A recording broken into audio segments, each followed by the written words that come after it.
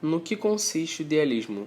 O idealismo parte do princípio de que tudo faz parte de uma dialética do espírito absoluto e toma como base o movimento de tese, antítese e síntese. Podemos caracterizar a tese como a afirmação de algo, a antítese é a negação da tese e podemos afirmar que a síntese é a negação da antítese. Tudo seguiria esse movimento. O absoluto é espírito, tese, mas em dado movimento se tornou matéria, antítese. Isso explica as coisas à nossa volta, e depois voltará a ser espírito, contudo, mais consciente de si mesmo. Nesta perspectiva, a história é o processo de autoconscientização do espírito absoluto. Como exemplo de pensadores idealistas, podemos falar sobre Kant, que uniu o racionalismo continental europeu com o empirismo britânico, criando uma filosofia crítica acerca do sujeito do conhecimento. Kant diz que não é sujeito conhecendo que descobre as leis do objeto, mas sim o objeto que é conhecido que se adapta às leis do sujeito, estabelecendo assim uma relação entre cognoscente, que conhece, e cognoscível, a ser conhecido. Visando encerrar o desacordo entre empiristas e racionalistas, Kant explicou que o conhecimento é composto por estímulos recebidos de fora, a experiência a posteriori, mas também é constituído de algo que é próprio do sujeito, anterior a qualquer outra experiência, a priori. Também podemos falar de Hegel e o idealismo absoluto. Ele introduziu o elemento histórico e dialético que seria definitivo nas análises filosóficas posteriores, em especial o materialismo dialético de Karl Marx. Já o materialismo, segundo os materialistas do século XIX, são as condições materiais de existência que condicionam as ideias e valores dos homens. Karl Marx, primeiro grande materialista contemporâneo, inaugurou um movimento crítico acerca das verdades postas pelo que ele considerava modos de pensar que alienavam os seres humanos em favor de certos grupos que detêm os meios de produção. Foi esse momento em que a filosofia e a ciência se misturaram em busca da crítica pela real descrição do funcionamento da sociedade e pela formação do pensamento. Para muitos, o embate entre idealismo e materialismo ainda não se encontra esgotado. Os que defendem o idealismo citam o potencial criativo do homem, capaz de antever a realidade antes de pô-la em prática, transformando o mundo material a partir das ideias, bem como a busca por valores cada vez mais consensuais, como paz, harmonia e bem-estar, o que demonstra a existência de valores ideais comuns entre os homens, que não poderiam ser relativados. Em favor do materialismo, contudo, temos que grande maioria das pessoas enxerga o mundo com um olhar limitado de sua classe e posição social, reproduzindo a ideologia dominante sem a capacidade de reconhecer-se como um ser alienado, incapaz de tomar decisões autônomas e responsáveis.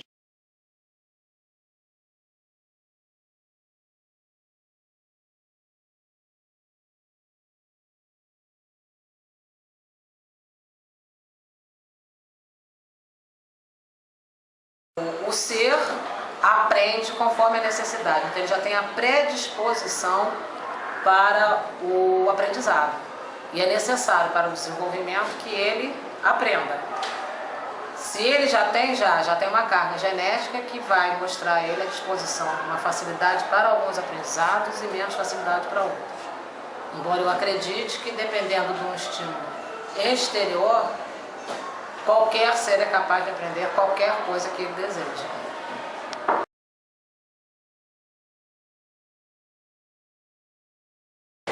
Bom, o conhecimento para mim é algo que acontece em função das experiências que nós vivemos no dia a dia. Acredito sim que existe uma predisposição, mas mais relevante do que essa predisposição, eu acredito que a vivência contribui bastante para você adquirir esse conhecimento no sentido mais amplo. A construção do conhecimento, ela vem a partir da experiência externa, que se traduz nas experiências. A partir da experiência, eu consigo atribuir sentido aos objetos, às coisas. E essa representação que eu faço dos objetos, que se dá através da experiência, ela só é possível se eu também, tenho um referencial. E esse referencial, ele vai além da experiência, é algo que vem da sensibilidade, é algo que eu já tenho internamente, né? É algo transcendental. É algo transcendental. Então eu acredito que a representação, ela se dá a partir da experiência, mas ela não se esgota na experiência. E aí a gente lembra do quadro do René Magritte, isso não é um cachimbo, né? Na verdade, eu só consigo afirmar que isso não é um cachimbo se eu tenho a experiência do objeto, para saber que aquilo ali é a representação do objeto e não o objeto. É basicamente isso. A experiência associada a algo transcendental.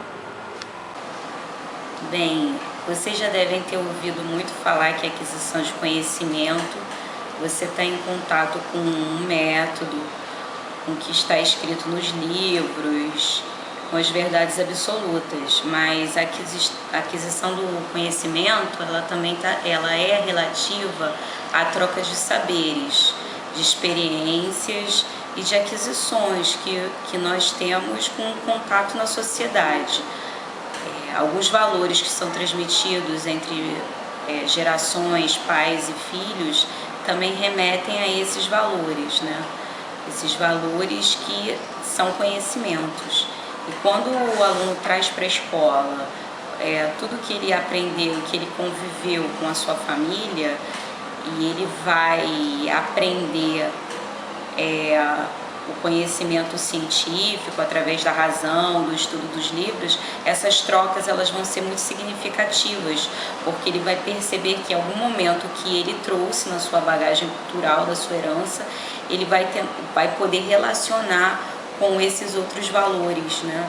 Então essas trocas elas são muito salutares. Entre o saber que ele é ministrado nas universidades, na escola, e os saberes do coletivo, das trocas sociais. Eu acho então que o conhecimento a pessoa deve passar por uma certa experiência, uma certa situação que vai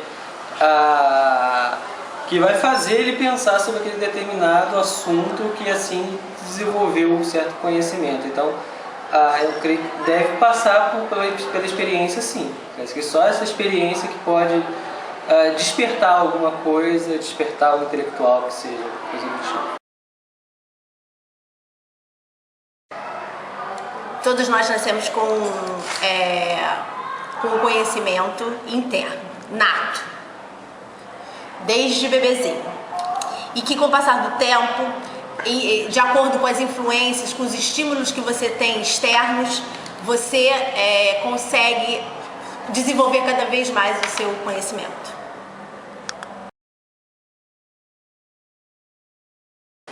Donc, je pense qu'il y a deux sortes de connaissances. Il y a une connaissance qui vient des sensations. Les sensations, elles sont individuelles et elles viennent de l'être humain. Mais il y a une autre sorte de connaissance qui vient de l'éducation et des connaissances qui peuvent se transmettre. Les deux sont indispensables.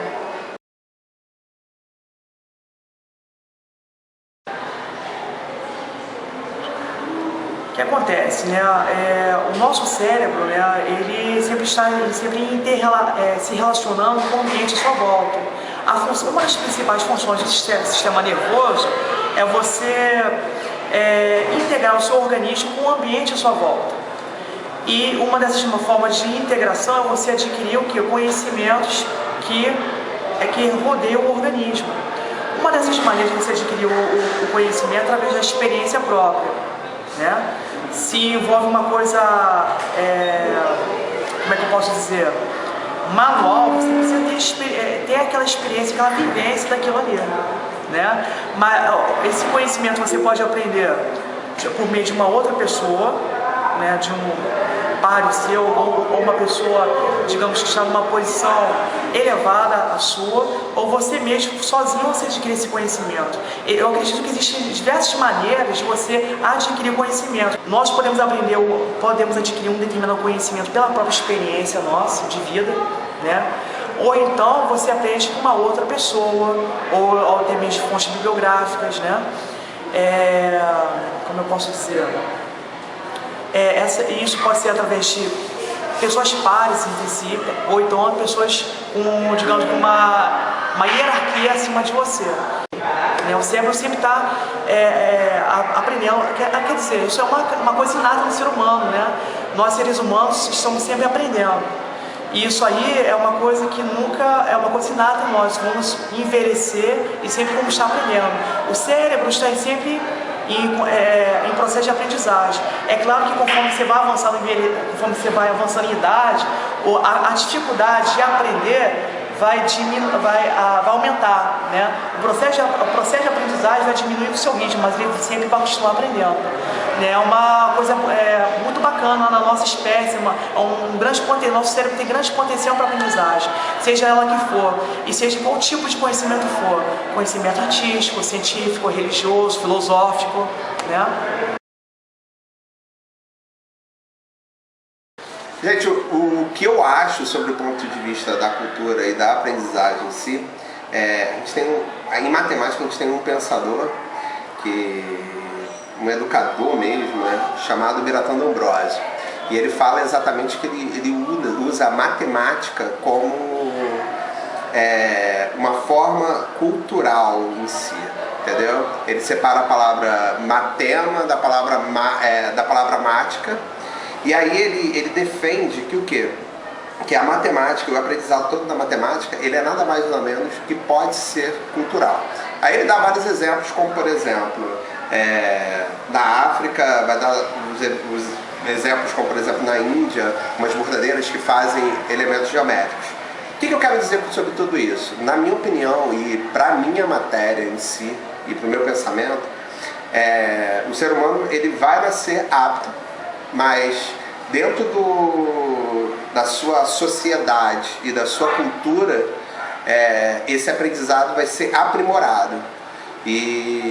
Ou seja, eu acho que a influência externa,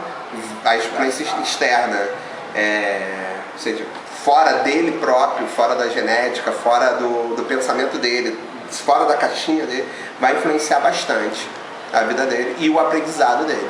Vídeo que o Bertrand Ambroise falava. A palavra que eu estava procurando era exatamente a etnomatemática, que a gente fala exatamente sobre isso. A matemática, que é a matemática, ou seja, o pensamento da linguagem científica dentro da sua etnia ali, dentro das coisas que estão acontecendo. Ou seja, a matemática está intimamente ligada ao conceito externo. Então, quando vocês estão falando para mim que é sobre a posição do cara nascer com conhecimento e o cara aprender, eu acho que na matemática em si, essas duas teorias se unem perfeitamente. Tá, fecha aí. Eu acho que, na minha opinião, a minha busca pelo conhecimento se dá através da experiência em geral. Eu não consigo ser muito autodidata. Eu preciso do auxílio de um professor, sabe? Pra me passar essa experiência. Eu acho que não só uma experiência dentro de sala de aula, mas falando uma experiência em geral.